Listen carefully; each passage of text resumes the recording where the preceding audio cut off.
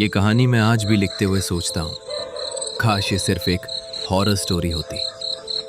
ये एक real incident है जो एक 12 साल के बच्चे की जिंदगी में हुआ था।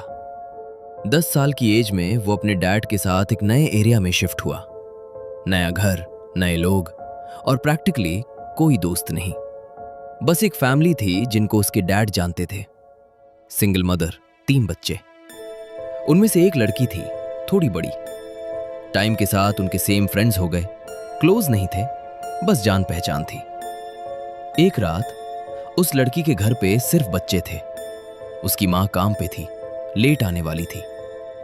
उस रात उसके साथ 2 लोग थे, उसका छोटा भाई और एक दोस्त, रॉब। यहीं से कहानी का डायरेक्शन बदलता है।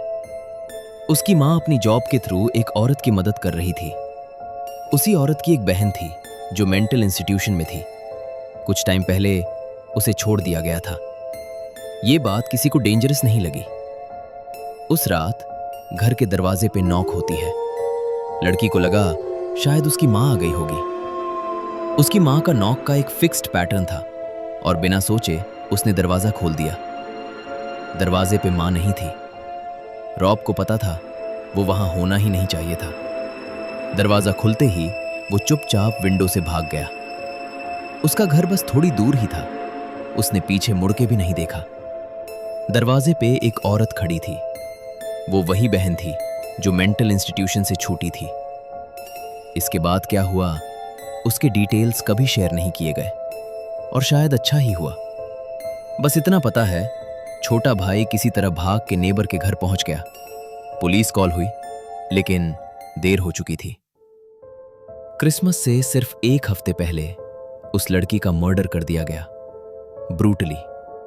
उसका सर काट दिया गया, उसका बॉडी बाथ टब में छोड़ दिया गया, उसका सर छुपा दिया गया।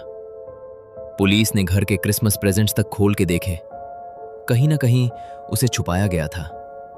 आखिरकार वो मिल गया। उस लड़के को उसके फ्यूनरल में जाने नहीं दिया गया। वो सिर्फ 12 साल का था। शायद सबने सोचा ये याद ज्यादा भारी हो जाएगी। आज भी एक बात सोचने पे मजबूर करती है। अगर उस रात रॉब विंडो से ना भागता तो शायद ये कहानी कोई और सुना रहा होता, या शायद कोई भी नहीं।